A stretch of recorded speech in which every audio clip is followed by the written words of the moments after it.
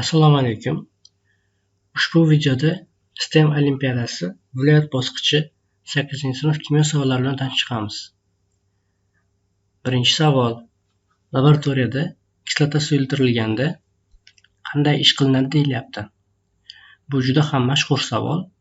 Aynan buning javobi 7-sinf kimyo darsligida boshida keltirilgan. Kislotalar suyultirilganda albatta kislota suvga qo'yilishi kerak bo'ladi. Ya'ni to'g'ri javob B variant. Ikkinchi savol. Avogadro sonining birligi qanday? Avogadro sonining birligi 1/mol. Chunki bu 1 mol tarkibidagi zarrachalar sonini bildiradi. Zarrachalar soni deganda hech qanday bu birlikka ega emas.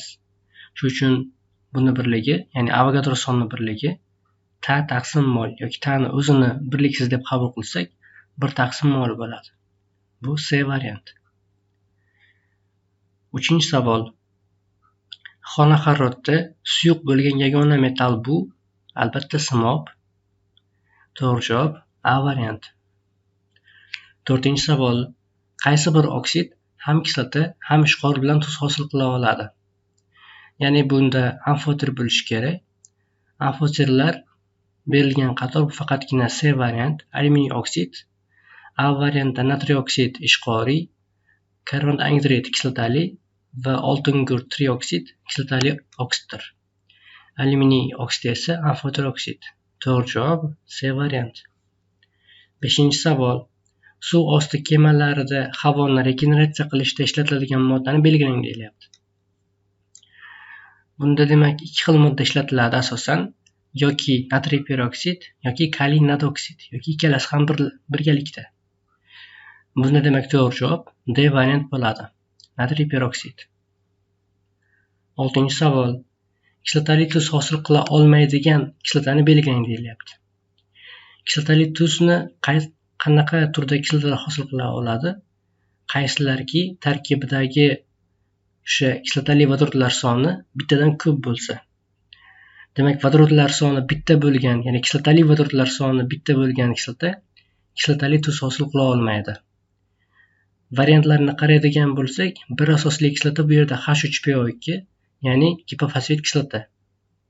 Shuning uchun ham u kislotali tuz hosil qila olmaydi. Demak, to'g'ri javob B variant.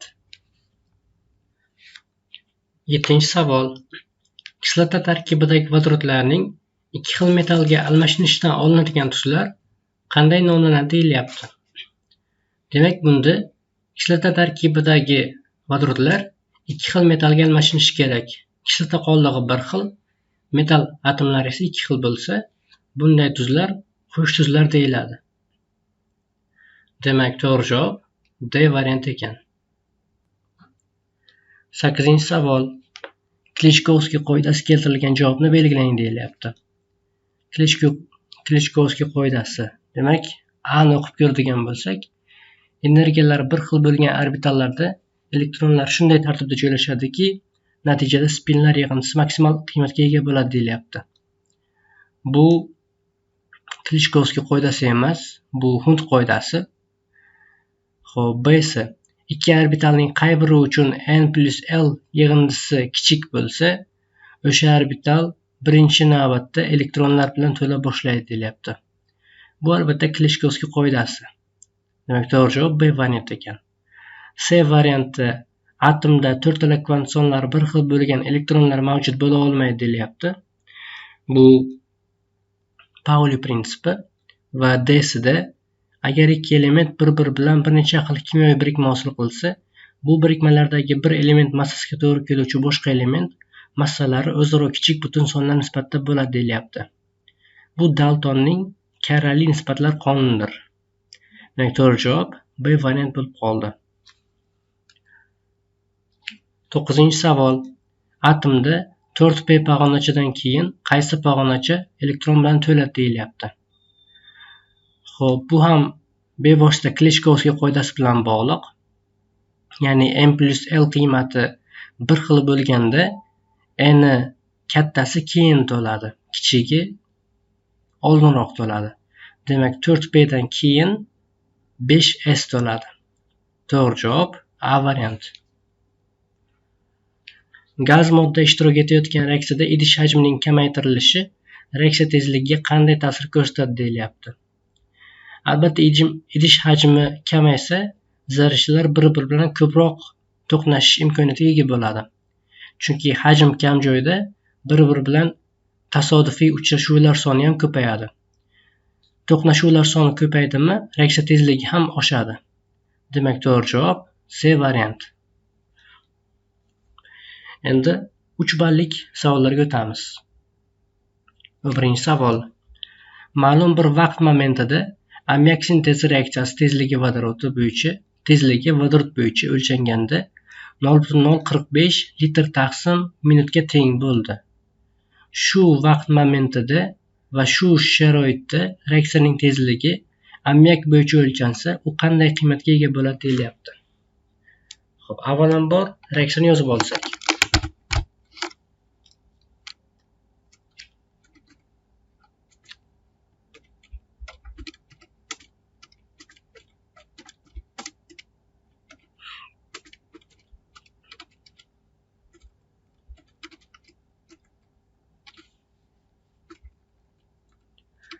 Mana shu reaksiya ammiakning hosil bo'lish reaksiyasi. Bunda demak vodorod bo'yicha o'lchansa 0,045 bo'lar ekan va ammiak bo'yicha o'lchansa qanday bo'ladi deyilyapti. Reaksiya tezligining ma'nosi har bir minutda, har bir litrda 0,045 mol vodorod kirishadi degani. 0,045 mol vodorod kirishsa agar, ammiaklar albatta 1,5 marta kam hosil bo'ladi. Demak, reaksiya tezligi ham 1,5 marta kam bo'ladi ammiakka nisbatan. 0,045 ni 1,5 ga bo'lsak, 0,03 kelib chiqadi. Demak, to'g'ri javob B variant bo'ldi.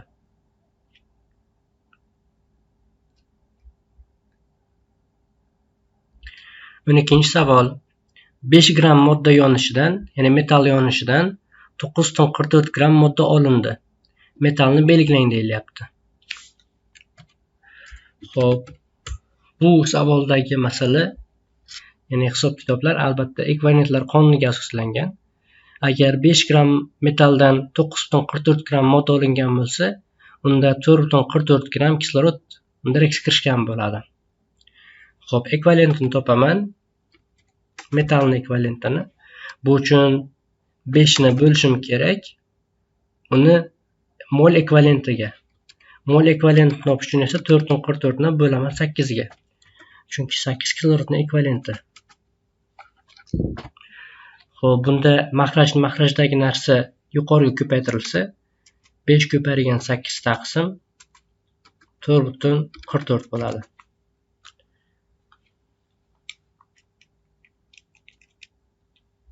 Va bu menda 9 kelib chiqadi. 9 ekvivalentli metal bu yerda D variantdagi alyuminiy. Demak, to'g'ri javob D variant.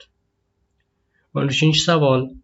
Qandaydir gaz 98,7 kilopaskal bosim va 91 gradus haroratda 680 ml hajmni egallaydi. Bu gazning normal sharoitdagi hajmi qanday bo'ladi deyilyapti. Bu Mendeleyev-Klaperon tenglamasiga doir savol. Xo'p, qandaydir gaz deyilyapti. Bosim va harorat berilgan.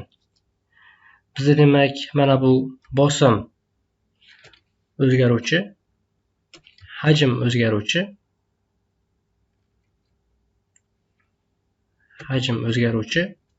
va temperatura o'zgaruvchi. Qolgan narsalar, ya'ni modda miqdori va arlar o'zgarmas narsalar. Demak, men bu tenglamani yoza olaman.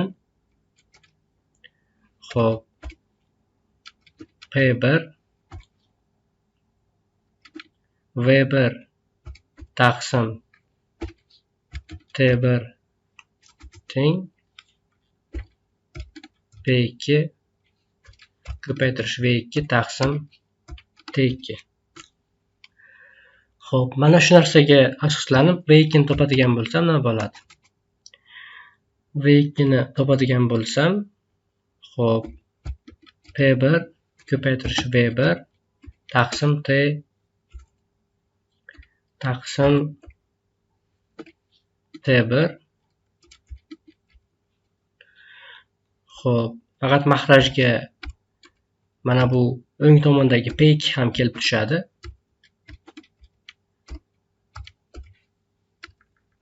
Va bu yerni suratiga bo'lsa T2 kelib tushadi. Xo'p, mana shu orqali hisoblaymiz. 98.7 bu menda P1 ko'paytirish 91 avvalambor hajm 680 ko'paytiraman 91 degani bu menda demak 364 Kelvin ekan.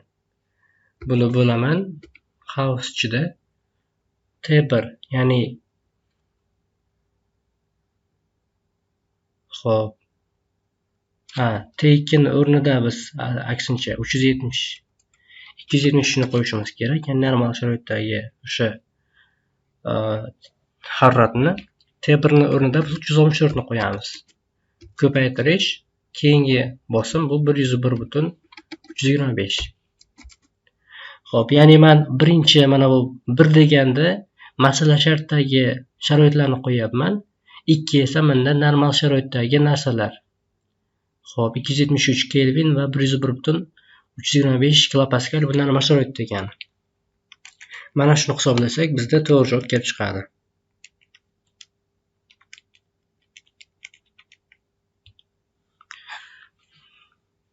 Menda kelib chiqdi 497 millilitr. Demak, to'g'ri javob 497 ekan. Ya'ni to'g'ri javob A varianti. 14-savol. 94% temir oksidi, ya'ni 3 oksidni tutuvchi 2 tonna temir rudasidan necha tonna temir olish mumkin deyilyapti. Ruda tarkibidagi boshqa moddalar temir tutmaydi deyilyapti. Xo'p, 14. Temir rudasi 2 tonna bor ekan. Ya'ni bu mayli 2 tonnaligicha qoldiraveramiz. 2 tonnani ko'paytiraman 6.94 ga bu oksidni massasi kelib chiqadi. Va agar buni bo'lsam, shu oksidni molar massasiga, ya'ni 112 plus 48 160 ga bu uni moli kelib chiqadi. Ko'paytiraman tarkibidagi temirlarning massasiga. Temirni ya'ni 1 moldagi temir massasi ko'paytirdim. Menga 2 tonna tarkibidagi temirlarni massasi kelib chiqadi. Bu shunchaki proporsiyani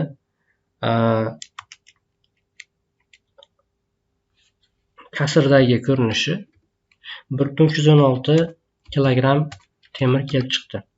Demak, 2 tonna temir rudasidan 1.316 kilogramm temir olish mumkin ekan. To'g'ri javob C variant bo'ldi. 15-savol. Havo va kislorod aralashmasidagi kislorodning hajmiy foizi 84% bo'lishi uchun havo va kislorod qanday hajmiy nisbatda aralashtirilishi kerak deyilyapti. Havoda kislorodning hajmiy ulushi 20% ga teng ekan. Xo'p, menda demak havo bor va kislorod bor. Xo'p, kislorod menda bu 100% kislorod degani, chunki bu oddiy sof modda va havo esa menda 20% kislorod degani. Keling, mana shu havodan men olaman 1 litr va mana bu kisloroddan olaman top-toza kisloroddan x litr. Shunda 1 litr oladigan bo'lsam, havo tarkibidagi kislorodni hajmi menda 0.2 litr kislorod bo'ladi. Kislorodni mana bu toza kislorodning tarkibida esa tabiiyki x litr kislorod mavjud. Chunki bu kisloroddan boshqa narsa yo'q bu yerda. Va uning hajmiy foizi 84% bo'lar ekan. Ya'ni mana bu 1 plus x ni, ya'ni aralashmani hajmini ko'paytirsam 0.84 ga teng bo'lishi kerak menda 0.2 plus x ga. Xo'p, tenglamani yechib ko'ramiz. Tenglamani yechadigan bo'lsak, 0.64 teng bo'ladi 0.16 x ga. Xo'p, ya'ni x ning 4. Demak, 1 ga 4 hajm nisbati aralashtirilishi kerak. To'g'ri javob A varianti. Xo'p, 16-savol.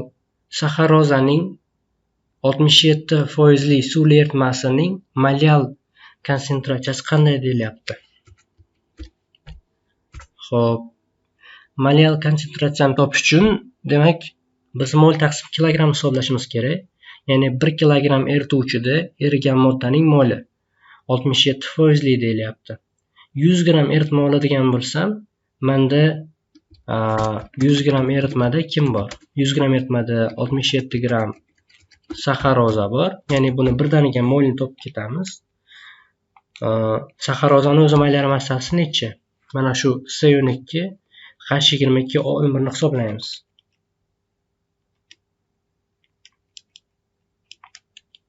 uch yuz qirq ikki ekan. Demak, uni modda miqdori 67 ni bo'lsam 342 ga menda 0.196 kelib chiqyapti. Va yana kim bor? 33 gramm suv bor. 33 gramm suv degani bu, yoki boshqacha qilib aytadigan bo'lsam, 0.33 kilogramm degani. Mana endi 1 kilogramm tarkibidagini topishim uchun men 67, ya'ni 0.196 ni bo'lishim kerak 0.033 ga. Bu menda 5.94 kelib chiqadi taxminan. 5.94 mol taqsim kilogramm ekan eritmaning molyalligi. Xo'p, 94, 96 endi molyar massadagi hisob-kitoblarni sal-pal farqi bilan shu D variant bo'ladi. To'g'ri javob D variant.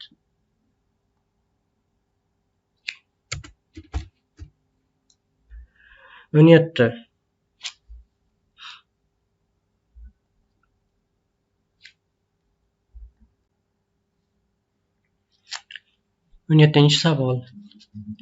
250 gramm suvda 50 gramm temir kuporosi kristallogidrati eritildi. Hosil bo'lgan eritmadagi tuzning foiz konsentratsiyasini belgilang deyilyapti. Xo'p. Demak, 250 gramm suvga 50 gramm kuporos eritilsa, 300 gramm eritma paydo bo'ladi. 300 gramm eritma. 50 gramm kuporos tarkibida qancha temir sulfat borligini, ya'ni sof tuz borligini topish uchun 50 ni bo'laman o'sha kuporosni molyar massasiga, ya'ni bu 152 plus 7 ta suv 126 bo'ladi.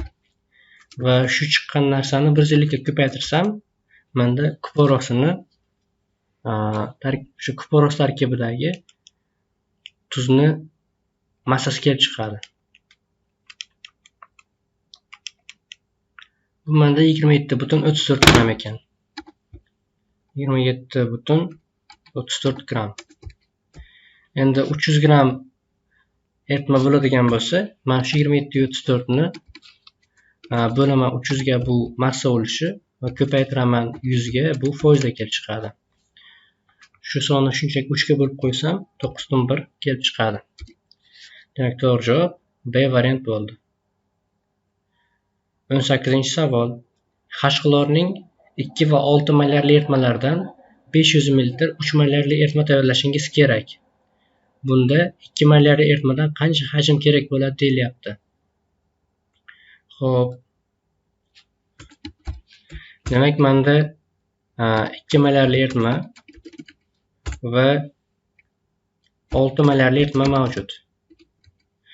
Mana shu ikkalasidan 300 ml yo 500 ml 3 molyarli eritma tayyorlashim kerak.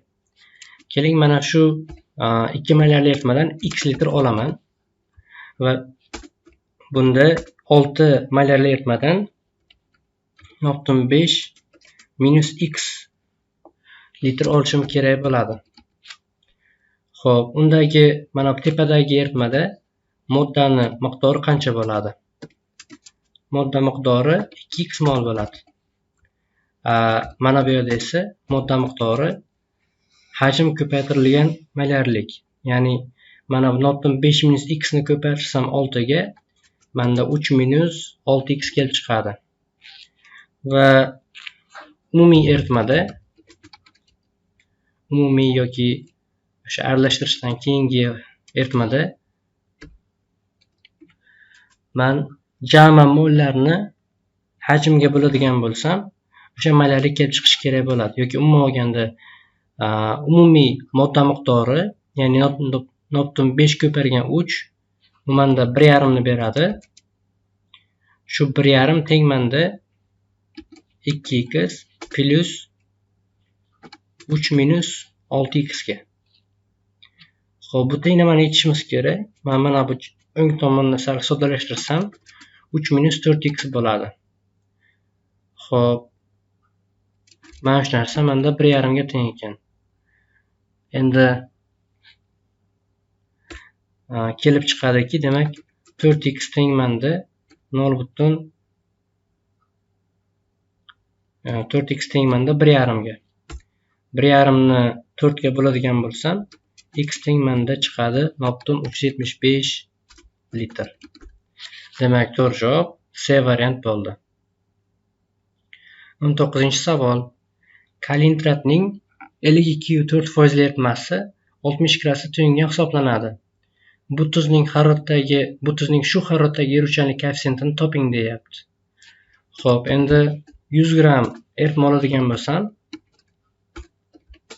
100 gram eritma bu menda 52,4 gram kaliy nitrat va 100 dan ayiradigan bo'lsam shuni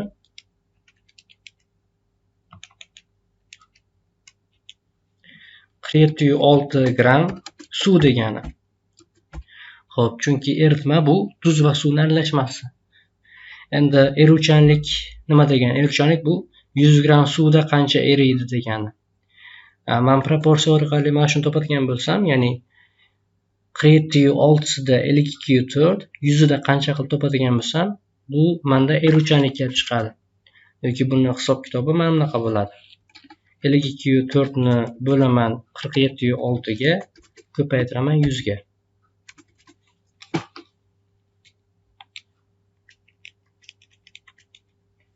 Bu menda 110,08 chiqdi. Ya'ni taxminan 110 ni o'zi. Demak, to'g'ri javob B variant ekan. Xo'p, 19 emas, 20. Qandaydir haroratda suvning ion ko'paytmasi 10⁸8 ga teng ekan.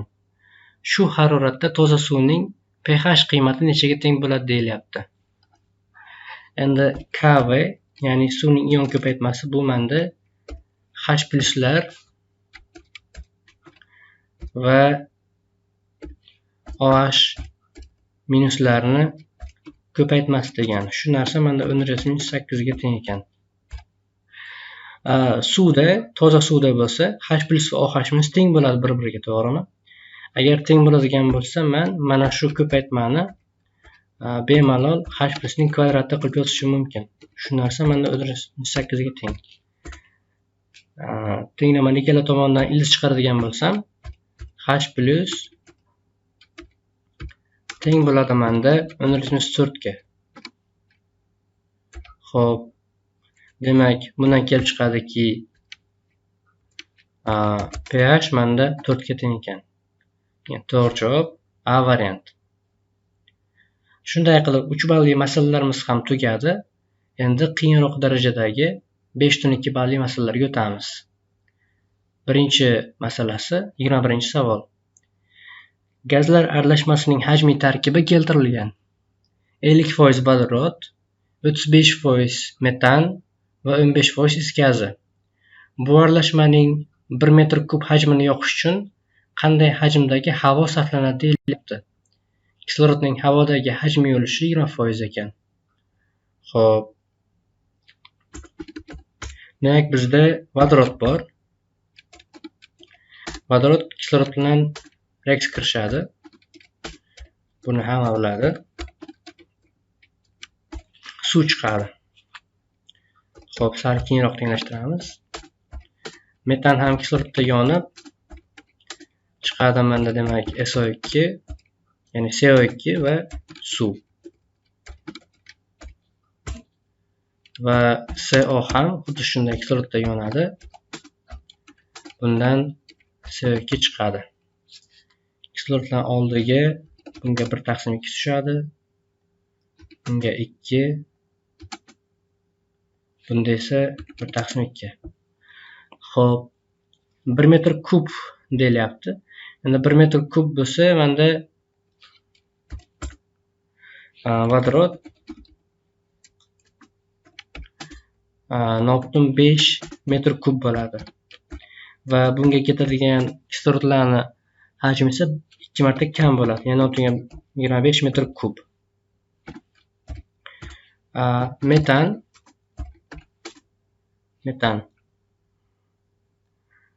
menda 0.35 metr kub va bunga ketadigan kislorod esa 2 marta ko'p bo'ladi. Ya'ni 0.7 metr kub. Kislorod deb yozib qo'ysak,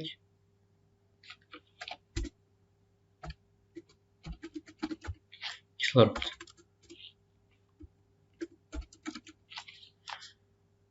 Va uchinchi gaz, is gazi. Is gazining hajmi menda demak 0.15 metr kub. Ya'ni bularning hammasini hajm bo'lishdan olyapman. Va 0.15 ga ketadigan kislorod hajmi 2 marta kam, 0.075 metr kub kislorod. Jami kislorodlar esa tengmanda mana shu uchala sonni qo'yib chiqsam 1.025 ni beradi metr kub. Xo'p, yoki menda havoni aytyapti. Havo tarkibida 20% ekan. Mana shu 0.2 ga bo'ladigan bo'lsam, havoni hajmi kelib chiqadi. Bu menda 5.125 metr kub havo degani ekan. Demak, to'g'ri javob 5.125.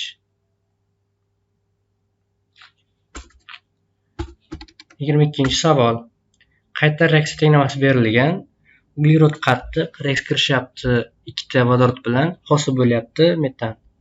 Bu yerda demak bizga agregat holatlari bilan birga berilgan, demak e'tibor berish kerak.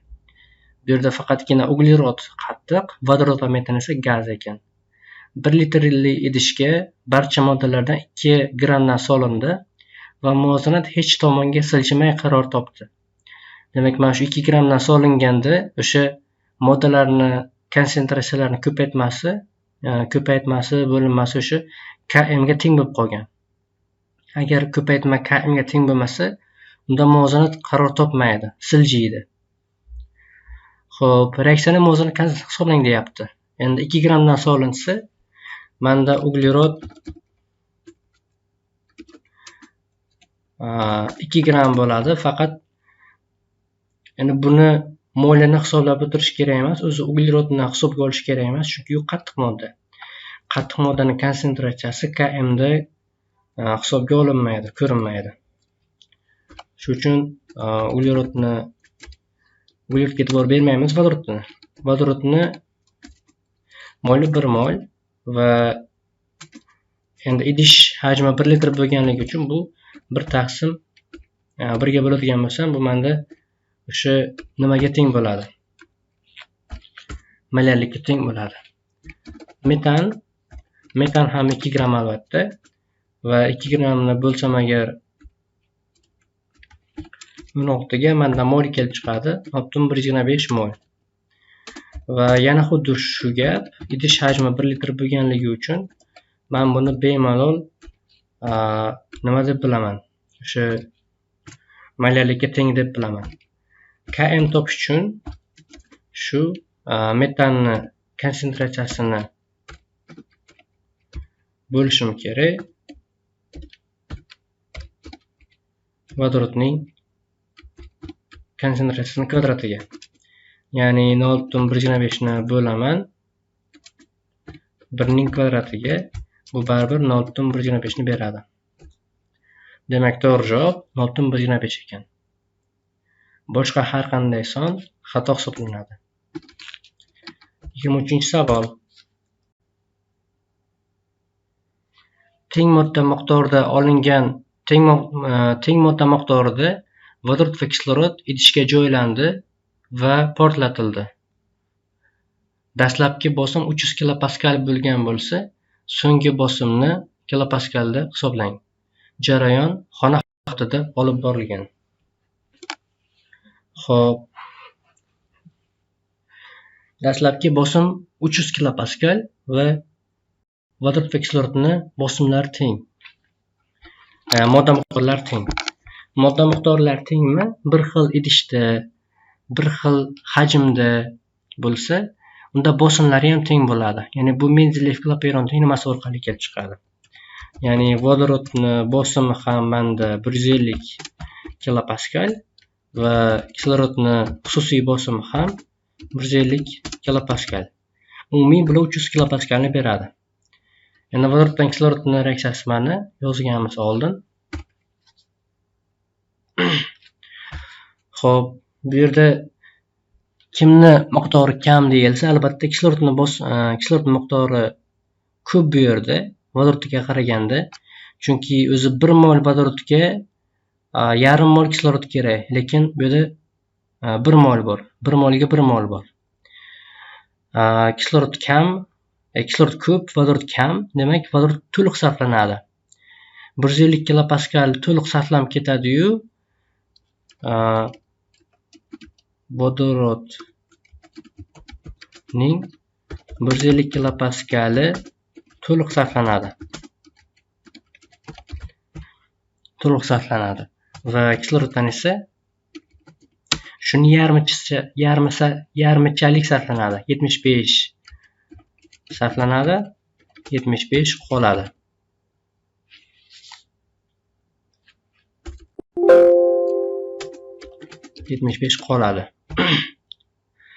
Suvni esa hisobga olish kerak emas, chunki xona haroratida olib borilsa, u suv bug' bo'lmaydi, suyuq bo'ladi. Demak, keyingi bosim o'sha kislorodni o'ziga teng bo'lib qoladi. Ya'ni keyingi idishda faqat, ya'ni idishning keyingi holatida reaksiyadan keyin faqatgina kislorod bor xolos. Vodorod yo'q, suv suyuqlanib ketgan va kislorodning bosimi 75 bo'ladi. Demak, to'g'ri javob ham 75 kilopaskal. 24-savol. Qandaydir izotopning yarim yemirish davri 8 kunga teng. Shu izotopning 100 grammi 40 kundan keyin qancha gram bo'lib qoladi deyilyapti. Xo'p, 8 kunga teng va 40 kundan keyin qancha bo'ladi? O'zi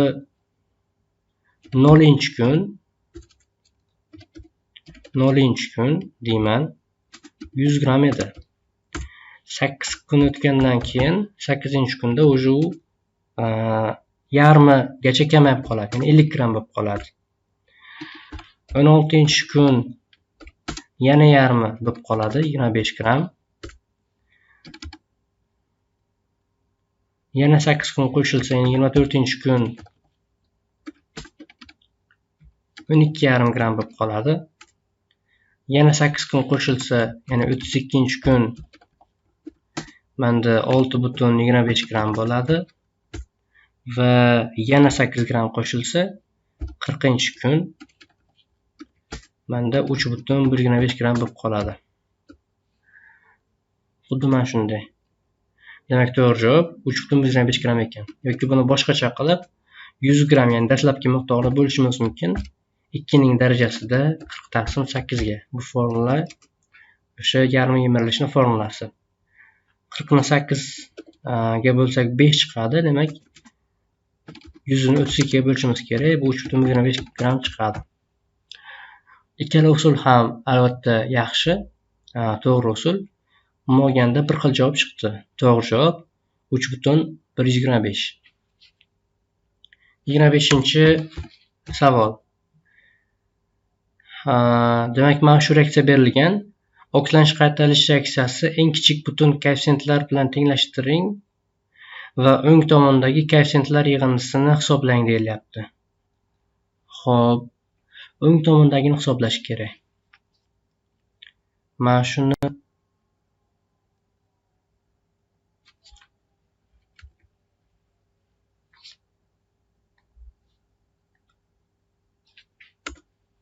olsak,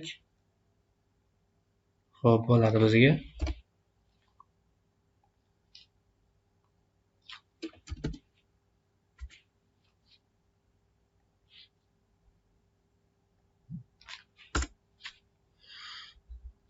Demak, gidroksilamin reaks kirishyapti.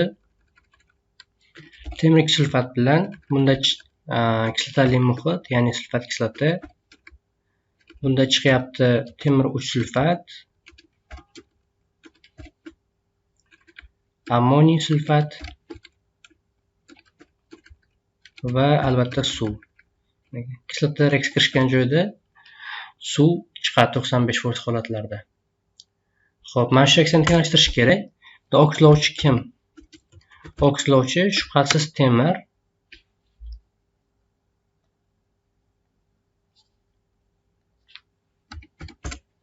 Shubhasiz temir. Ya'ni u temir 2+ elektron yo'qotib, okslovchi debman albatta. Okslovchi emas, bu qaytaruvchi bu. Uzr, okslovchi azot ekan. Ya'ni elektron olayotgan narsa. Gidroksilaminda azotni oksigen darajasi -1 va u elektron olyapti, 2 elektron olyapti. 2 elektron olib azot -3 ga aylanyapti. Xo'p, faqat men bu yerga indekslar bilan birga qo'yishim kerak. Ammoniy sulfatda 2 turibdi, shuning uchun 2 qo'yishga majburman.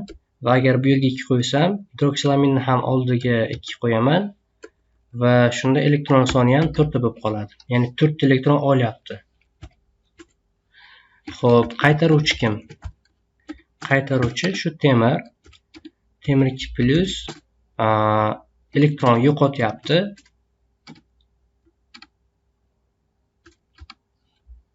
Elektron yo'qotyapti va u aylanyapti nimaga? Temir 3+ ga. Buning indeksi 2 turibdi. 2 tursa, mana bu temir 2+ ga ham 2 qo'yishim kerak. Shunda reaksiya tenglashadi. Bular ham baribir reaksiya, faqat yarim reaksiya. Elektronlar soni esa 2 qo'yishga majburman. Endi oksidlanish qaytarish reaksiyalarida olingan va berilgan elektronlar soni teng bo'lishi kerak. Teng bo'lishi uchun esa menda mana shu reaksiyadan 2 ta ko'proq kerak bo'ladi. Men shuni qausga olib ko'paytirsam 2 ga, shunda mana shu ikkita tenglama mana bu tepadagi umumiy tenglamada ko'rinishi kerak. Xullas, men gidroksilaminni oldiga 2 qo'yaman. Men shu yerga 2 qo'yaman.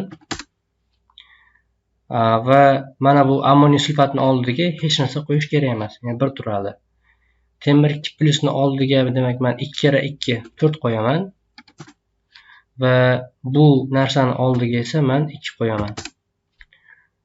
Xo'sh, endi qolgan narsalarni tenglamani o'ziga qarab topishimiz kerak bo'ladi. O'ng tomonda menda sulfatlar soni qancha? Xo'p, 1 qo'shaman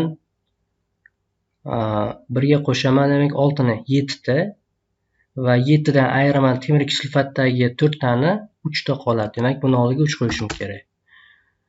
Vodorodlar sonichi? Vodorodlar soni orqali men kislorodni tanlashim mumkin. Vodorodlarga qaramasdan gidroksilamindagi 2 ta kislorod mana shu suvga o'tganini ko'rishim mumkin. Shunday qilib tenglashtirib oldik. Va o'ng tomondagi koeffitsiyentlar yig'indisi endi 2+1+2, ya'ni 5 chiqyapti. Demak, javob 5 ekan.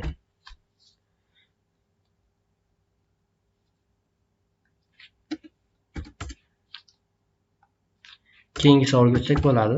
26-savol. 0.6 gram noma'lum X moddaning yonishidan 448 ml uglerod dioksidi, 0.36 gram suv hosil bo'ldi. Xo'p, X ning 1 litr hajmi 2.68 gram keladi. X ning brutto formulasini toping deyapti. Barcha hajmlar normal sharoitda o'lchangan ekan. Xo'p, endi 1 litri 268 gram keladigan bo'lsa, Men demak bu narsani molar massasini topishim mumkin. X moddani molar massasi. Bu uchun 268 ni ko'paytiraman 22 ni 4 ga. Bu menda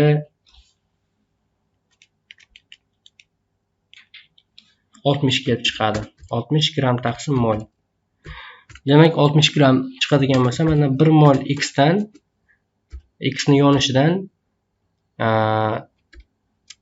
chiqadi. Demak mana bu 0.6 gramdan 448, ya'ni 0.02 mol bo'lsa, 6 gramdan albatta 60 gramidan, ya'ni 1 moldan 2 mol chiqadi. 2 mol CO2 plus suv. Suv menda 0.36 gram. 18 ga bo'lsam bu 0.02. Demak 60 gramdan esa yana 100 marta ko'p chiqadi, ya'ni 2 mol chiqadi. Xo'p, 1 mol moddani yonishidan men bunga kislorod qo'shsam, mana shu narsalar chiqyapti.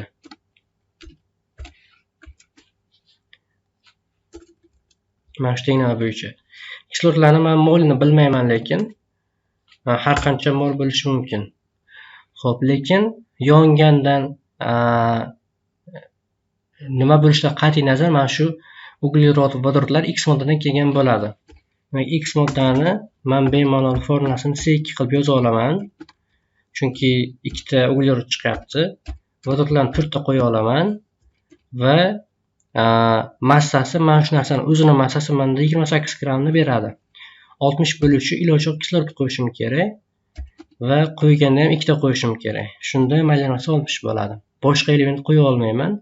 Chunki reaksiyadan boshqa element ko'rinmayapti. Uglerod, kislorod foto ko'rinyapti. Demak, uni molekulyar formulasi, ya'ni Brutto formulasi C2H4O2 ekan.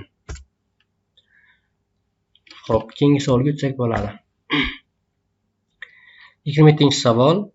Laboratoriya sharoitida vodorod kip apparatida olinadi. Bunda boruvchi reaksiya uchun tenglama yozing deyapti. 7-sinf kimyo kitobida keltirilgan bu reaksiya. Bunda demak ZnXlor2, ya'ni ruxlorid va vodorod chiqadi.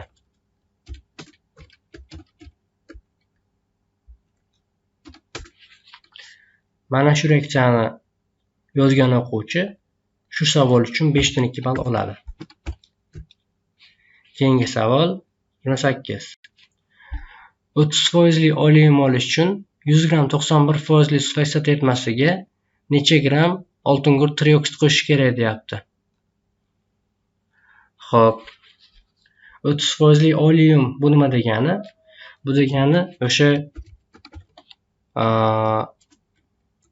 oleumni har 30 gram SO3 ga mos keladi 70 gram sulfat kislota H2CO4. Mana shu narsa 30% oleum degani. Endi biz 100 gram 91% sufaksit bor. Bu 100 gram sulfat kislota eritmasi manda bu 91 gram kislota plus 9 gram suv. Endi mana bu narsadan kislota va suv aralashmasidan CO3 va H2SO4 olish uchun nima qilish kerak? Albatta SO3 qo'shish kerak. SO3 qo'shilganda o'zi masala shartida ham aytib qo'yilgan bu narsa SO3 qo'shiladi deb. H2 qo'shganda menda H2 CO4 hosil bo'ladi. Ana undan keyin qo'shiladigan CO3 hech narsa bo'lib o'zgarmay turadi-yu, ya'ni CO3 ligicha qoladi va bu chiqqan SO3, mana suvdan ortib qolgan SO3 oleum tarkibidagi SO3 bo'ladi. Xo'p, demak dastlab suvni yo'qotish kerak. 9 gram suv bor menda, ya'ni bu 0.5 mol degani. 0.5 mol suv uchun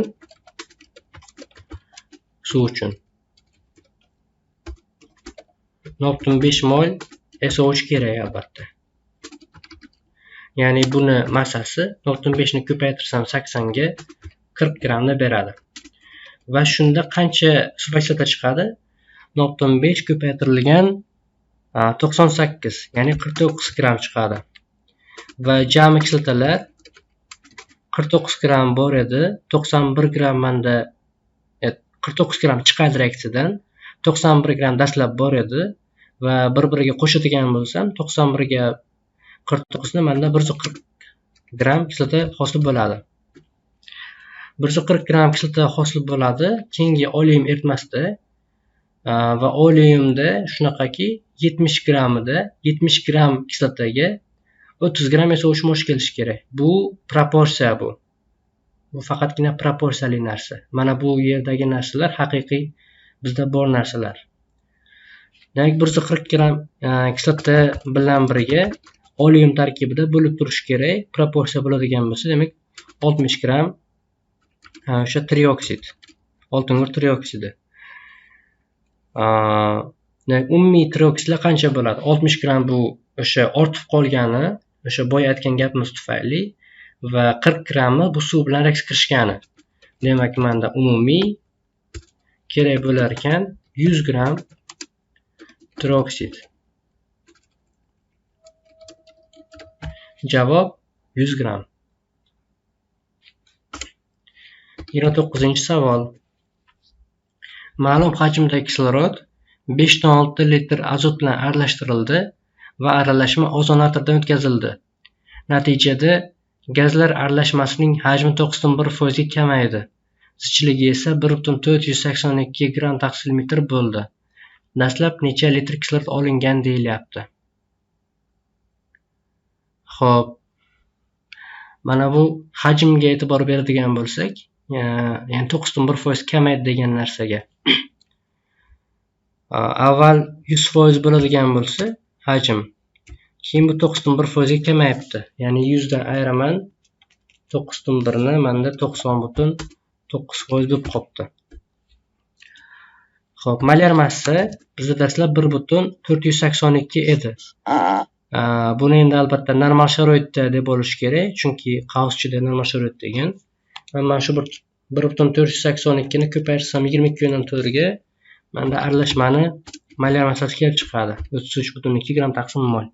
Mol taqsim gram taqsim mol. Bu faqat keyingi aralashmani nimasi? Molar massasi. M2. Menda dastlabki aralashmani molar massasini topsam, osonroq bo'ladi. Xo'p. Endi mana qaraydigan bo'lsak, 100% dan 90.9% ga o'tyapti. Hajm kamayapti. Hajm kamayishining sababi PV teng nRT deydigan bo'lsam, mana bu yerda P konstanta, chunki normal sharoit P boshqacha bo'la olmaydi, shu 1 atmosferaligicha turaveradi va T ham konstanta. Bu ham o'sha normal sharoitning sharti va R ham konstanta, bu o'zi gaz doimiysi. Demak, hajmni kamaygani menda N ni kamaygani sababli ekan. Xo'p, N menda avvalambor hajm menda necha marta kamaygan? 100 ni bo'laman 90 ga, shu 90.9 ga. Bu menda 1.1 marta hajm kamaygan. Va 1.1 marta hajm kamaygani sababi bu 1.1 marta molning kamayganligi tufayli. Mendeleyev Clapeyron tengmasi tufayli. Xo'p, mol kamayganmi? Albatta molar massa oshadi. Chunki molar massa teng massa taqsim mol. Mana bu narsa konstanta, chunki reaksiya davomida massa o'zgarmaydi. Mol kamayaptimi, molar massa oshadi. Demak, mana bu bizdagi 33.2 bu oshgan molar massa. Dastlab qanchadir bo'lgan, o'sha qanchadir degan narsamiz 1.1 marta oshgan va o'sha oshishi bilan 33.2 bo'lib qolgan. Demak, men 33.2 ni bo'lsam 1/1 ga menda dastlabki molar massa kelib chiqadi. Ya'ni bu menda 30.182 ekan. Xo'p, endi bu narsa, ya'ni 30.182 menda kislorod bilan azotning aralashmasi. Xo'p, kislorod modda miqdorini bilmayman, X mol deyman. Va azot esa manda 0.5 mol. Shunda maylanmasani formulasiga qo'yaman. Maylanmasani formulasi, ya'ni 32x ga qavs tutsam 32x ga qo'shaman 0.5 mol azotli massasi menda 7 gram bo'ladi. Men shu narsani bo'laman.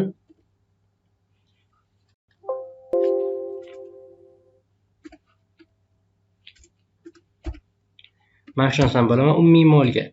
Ya'ni x plus 0.5 ga. Shu narsa 30.182 bo'lishi kerak. Xo'p, tenglamani yechamiz. 32x plus 7 teng bo'ladi 30.182x plus mana shu ko'paygan 0.5 mol.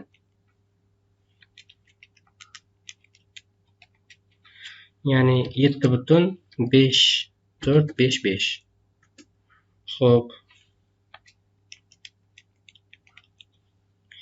1.818 teng ekan menda ayirsam 0.5455x ga.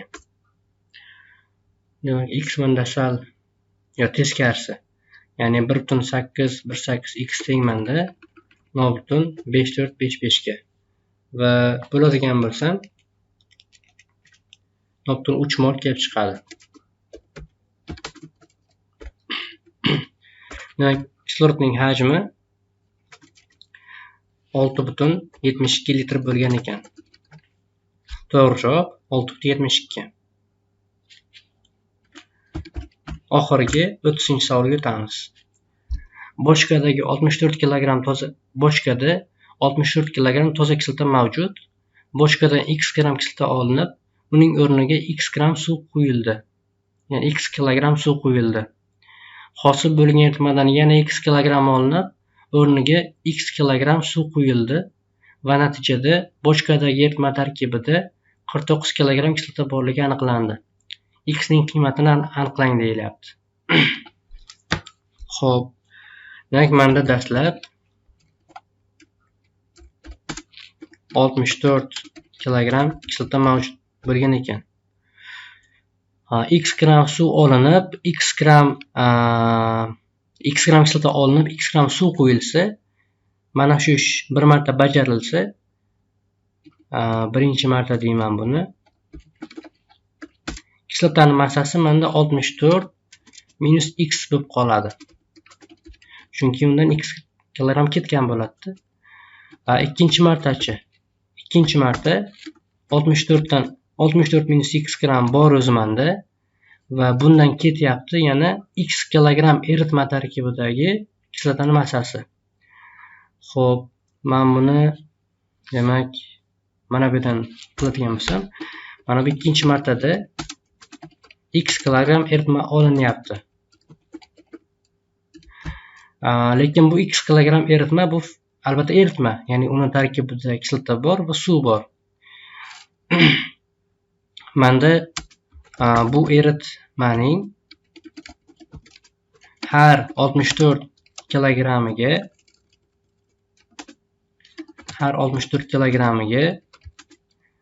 64 minus x kilogram kislota mos kelishi aniq. Ya'ni birinchi martadan keyingi narsa. Men bu narsani aytyapman. Va agar x kilogram eritma olinadigan bo'lsa, buni shunchaki proporsiya qilaman. X ko'paytirish 64 minus x taqsim 64 kilogram bo'ladi. Ya'ni olinayotgan eritma tarkibida.